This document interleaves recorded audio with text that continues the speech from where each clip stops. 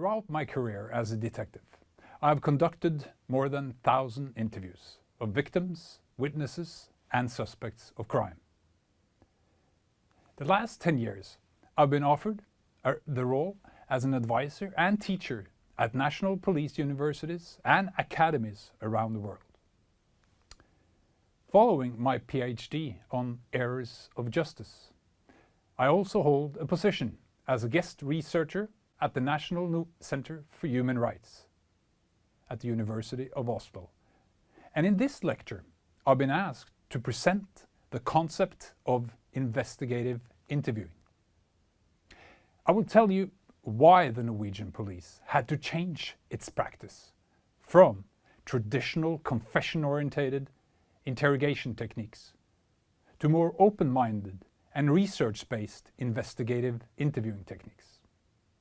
I will illustrate the concept of investigative interviewing with references to real criminal cases. I will also give a brief introduction of the model and some key techniques, illustrate and explain how and why investigative interviewing gradually are replacing confession-oriented practices in police services around the world. Like most detectives around the world, I was taught to believe that once we got a suspect, it was my job to get him to confess. Now, 30 years of scientific research has informed us that there is a more intelligent way to investigate crimes, a better way to gather more accurate and more reliable information.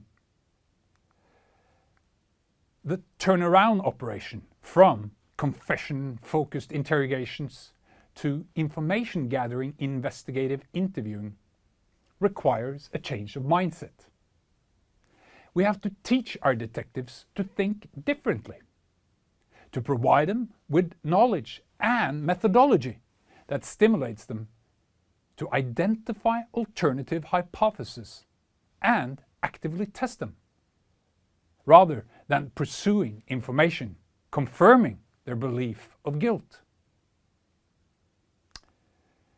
Now, torture is a blunt and fundamental breach of human rights and the presumption of innocence.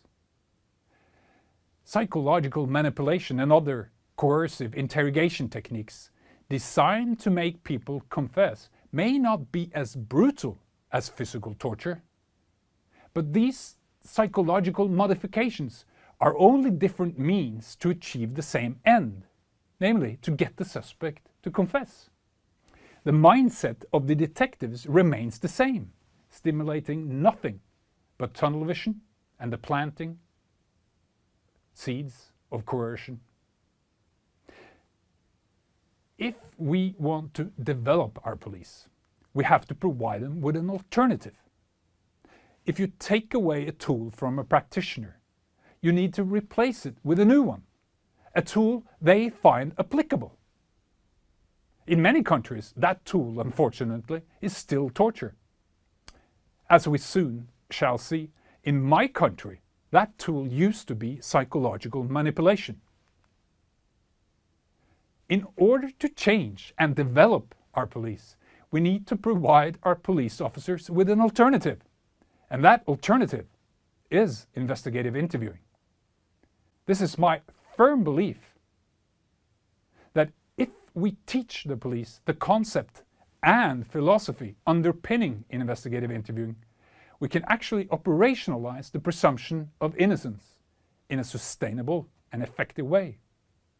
In fact, research, and in my country, 20 years of experience, show that investigative interviewing is indeed more effective than the traditional confession-focused approach. When I entered the University of Liverpool as a student, a new world opened up to me. A world of knowledge that I realized was essential for the Norwegian police. Remember, this was before the internet was common. I had found a goldmine of highly valuable and relevant knowledge. And having studied the literature, I conducted a comprehensive survey amongst Norwegian police detectives regarding their thoughts and practices of issues related to police questioning. The first conclusion I highlighted in my master thesis was an obvious one, but nevertheless a very important point. Namely, that the detectives reported that they had no official training in interviewing. Now, of course, as a homicide detective, I already knew that, but now it was documented and highlighted in a scientific report. This also meant that our police service had no official methodology. Some police officers conducted their interviews in one manner, others with a completely different approach. As a researcher with access to inside information, I got hold of some internal texts written by senior detectives, unofficial manuals, if you like, where older colleagues were advising younger detectives to use psychological manipulation in an attempt to get confessions. Let us take a closer look at one of the manipulative techniques. You start your influence and work him up from the very beginning. Your goal is to become the only one providing him with comfort and support in his difficult situation. You control who he is allowed to have contact with, and in that way prevent that he receives psychological support from others. Other similar techniques would be like portray yourself as the suspect's best friend. Pick the suspect up for questioning right before food is served in the prison so that you can provide him with food and in that way underline your compassion for him. But this is not compassion or genuine respect for human dignity. This is sophisticated manipulation, instrumental and false. Remember, these techniques were used in a combination with full isolation in custody. We even learned techniques, how we could manipulate the defense lawyer out of the police station.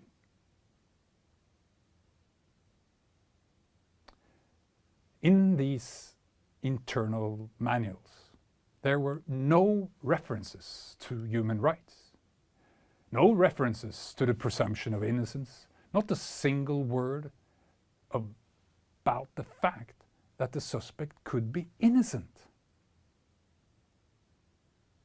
False confessions was not even mentioned. Everything was about how to get the suspect to confess. A very dangerous thing I noticed with these internal manuals was that they were classified as secret material for police only, official manner, and the likes. Nobody had seriously reflected upon the fact that the coercive techniques our senior detectives passed on was outdated.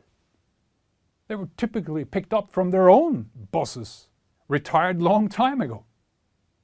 We're talking about techniques dated 40, 50, even 60 years back in time. These outdated techniques had survived through generations because we, the police, had a culture of secrecy, claiming that interrogation techniques had to be classified.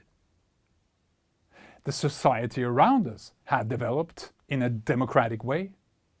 Our interrogation techniques had not. Could you imagine if the setting I'm describing to you now, if this was a hospital full of doctors conducting surgery on their patients with old and secret, individual and completely different procedures? No one would ever trust such an institution. And that is not a good state to be in for a profession that wants to gain public trust and be looked upon as a professional and fair. A police service in a democratic society dedicated to the rule of law cannot have secret interrogation techniques. So we needed to change. And when I had completed my master degree, I traveled back to Norway, establishing a working group with colleagues and started the development of Norway's first official training program in investigative interviewing, inspired and influenced by the British police that were the first country in the world to change. In Norway, we named our training program Creative. Each letter is an acronym for a value or principle that we wanted our new training program, our interviewing techniques, to be associated with. The training program consists of 16 theoretical lectures with video exercises in between. We do talk about some law, and one of the laws or principles that we highlight is the Council of Europe's standards for suspects interviews. In 2002, the European Committee Against Torture drew up standards for European standards for how suspects are to be interviewed in Europe. The first thing the CPT says is that the questioning of criminal suspects is a specialist task which calls for specific training if it is to be performed in a satisfactory manner. Now, the reason why they have included that statement is that they have experienced that many police officers around in Europe do not have any training in interviewing. I think that it's a misunderstanding that if you have a mouth and ear, it is believed that you can interview. Well, sure you can, but if you want to do it in a professional manner, you need training. Then they go on to say that the precise aim of such questioning must be crystal clear. That aim is to gather and obtain accurate and reliable information. And they could have stopped there, but they don't. They talk about what the aim is not. Namely, not to obtain a confession from someone already presumed in the eyes of the interviewing officer to be guilty. And by stating precisely that, the Council of Europe's Committee Against Torture takes a clear stand away from confession-oriented interrogation techniques and highlighting investigative interviewing techniques. In the training program, we also offer lectures of human memory theory, eyewitness psychology, decision-making theory, communication skills. We also have a lecture about false confessions, how to prevent them, what kinds of false confession exists. This may be a painful lecture where we highlight mistakes of the past, but we do it in order to develop ourselves. And this is highly essential information for our colleagues, how to prevent false confessions. Now, of course, the most important lectures in the training program is the training of the interview techniques itself. The model we use is based on the British peace model, in which the interview is divided into different stages, from planning and preparation. Here we divide between physical preparations, case-related preparations, and mental preparations. The next step in the model is the introduction and rapport. How do we ensure that the persons we interview actually and genuinely feels that they are respected, that their case is taken seriously, that their human rights are taken seriously, that they will be listened to.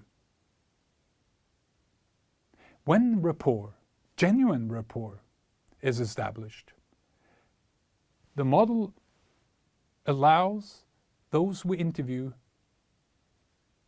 to deliver their first free account, uninterrupted by the police.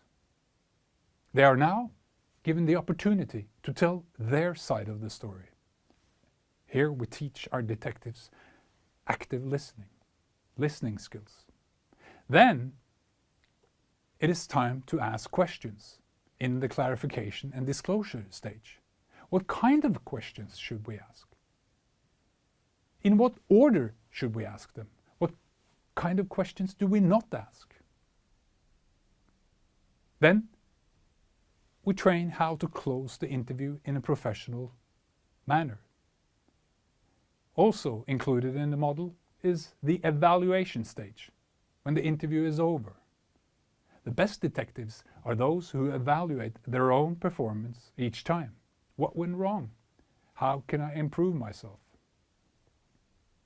Video recording of interviews, as I stated earlier, of course, increases the ability of a police service to professionalize themselves by evaluating each other's, looking at each other's video recordings, for instance. So this is the model, as I said, based on the British peace model. Now, during the last 10 years, I've worked with the Norwegian Center for Human Rights and been engaged in human rights dialogues with different countries around the world. We've been visiting and received visits from Indonesia for over 10 years. And our strategy there is to identify colleagues within the police force that show interest in investigative interviewing, that wants to read more about it. And we give these colleagues extensive training. And this picture is showing colleagues from the Indonesian police training investigative interviewing in Jakarta for Bareskrim. We cannot change a huge country like Indonesia. The development has to come from inside. What we can offer is knowledge based on our own mistakes, knowledge derived through scientific research. And we can stimulate agents of change, teachers at various police academies around the world. This picture is an Indonesian police officer, Eko, who has really understood the principles of investigative interviewing. And here he is teaching his colleagues in Indonesia and showing an actual interview, arguing before them that oppressive techniques, interrogation techniques that they used to are counterproductive. He is claiming and arguing and illustrating that what scientists that have studied police interviews for 30 years have been saying all along, namely, if you treat every person we meet with respect and dignity and ask right questions, then you get more information. It works, he says, also in Indonesia. This is the Vietnamese version of investigative interviewing. Today, I walk more or less in and out of the great People's Police Academy in Hanoi. I know the teachers there. They are now delivering lectures on investigative interviewing, not only in Vietnam, but internationally. This is the Chinese version of investigative interviewing model. The last couple of years I've been invited to Beijing 3 times to give lectures at huge conferences and classrooms of master students doing in-depth studies of investigations. Several countries have shown interest. Thailand, Lebanon, to name a few.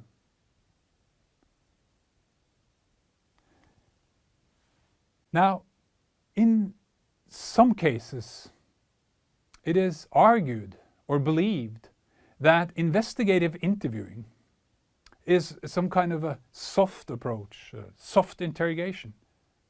This is not true. Investigative interviewing, we have a strategy, an interview strategy, strategic use of evidence, in which we teach our detectives to identify, of course, the evidence we may possess in the case. Before the interview starts, we teach our detectives to think, okay, we have some evidence against the suspect, let's say a fingerprint on the crime scene. So he is arrested on suspicion of murder. But before we enter the interview room, our detectives, following the strategy, will have to identify all other plausible alternative explanations by asking themselves if the suspect is innocent. How come we have his fingerprints on the crime scene? What are the plausible alternative explanations?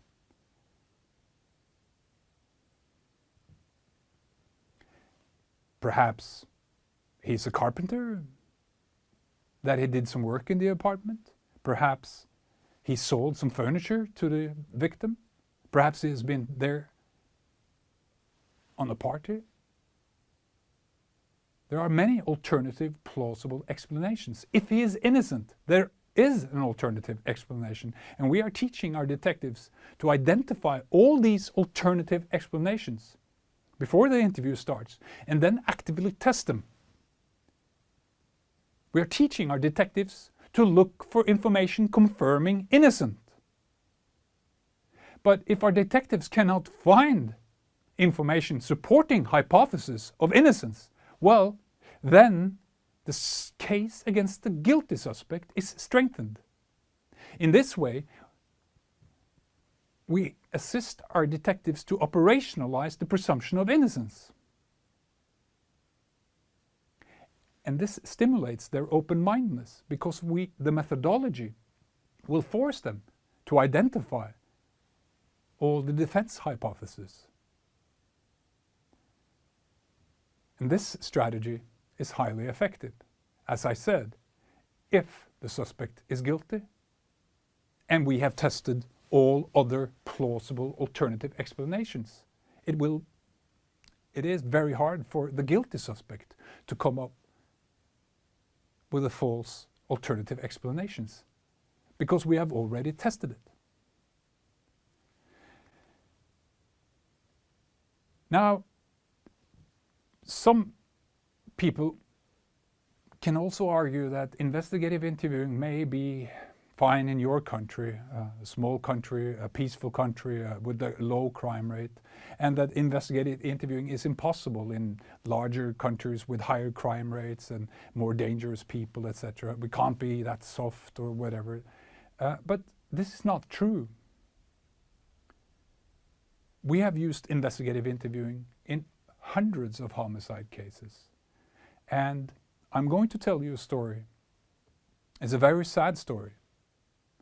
From the 22nd of July 2011, when Norway was struck with terror, and investigative interviewing techniques were really tested. Now, on this particular day, our capital was turned into a war zone. The bomb went off in the government buildings, but unfortunately, the terror did not stop there.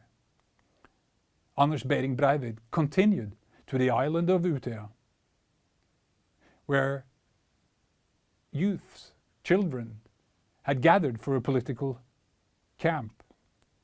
And entering the island, the terrorist tried to kill as many children as he possibly could before he was arrested. Now, you may think that this was an easy case for us to investigate. But this is not true. And I do know about the case details because I was asked to supervise the interviews of the suspect. And 10 minutes into the first interview, the suspect tried to take advantage of the situation he had created and threatened us. He said that what you've seen here today is just the beginning. It's not the operation. In fact, it's only firecrackers compared to what will happen. Terrorist cell 2 and 3 will activate any minute. He created a ticking bomb scenario. And at this point in time, we had to take him seriously. This was carefully planned. So, how should we interview him? It was, of course, a nation in shock and in grief. If I were to send you a postcard from Norway the following day, I'd maybe send you this picture. This is our Prime Minister hugging one of the survivors from the island of Utøya. On this particular day, our government issued a statement to us, the Norwegian people, but also to the world, stating that Norway tomorrow will be recognizable. Nobody can take away from our values or democracy. And this is a statement that I felt, as the supervisor of the interviews of the suspect, as a direct order from the government that stick to your values, stick to your training program. What are our values? Of course, we have Supreme Court rulings, we have the constitutional law, we have all the human rights conventions, but all of these laws and values are embedded in the methodology. So, one thing is, of course, the values on paper. Another thing is to put the values into action in highly pressured situations. Nina is an experienced homicide detective in Oslo, and she got the responsibility for conducting the initial interviews of the terrorist. And when she testified later in the United Nations building in New York about the interviews and why Norway chose to stick to investigative interviewing, she said that in this pressured situation, it was a relief and a great assistance for me to follow a procedure, to follow a methodology that I had been trained in, that I had conducted hundreds of interviews before. But it was when the pressure was at its highest that I needed the methodology the most. And I knew that if I followed the methodology, I would also follow all the principles and values that the government ordered us to follow. So we did everything we could to ensure that the terrorists would not change Norway, that we would not let go of our values. Now we know that other countries have responded to terrorism ignoring their own values by resorting to torture. This is not only against all human rights, it is also ineffective because scientific research on not only regular criminal cases, but also on terrorist cases, the most serious cases we have, show that those who follow the principles of investigative interviewing are indeed the ones that get the most information.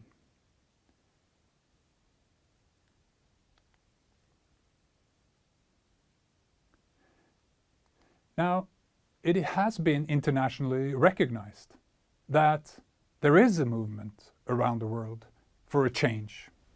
Started in the UK, Norway has followed, New Zealand, other countries, and as I explained, a lot of countries are now having investigative interviewing introduced.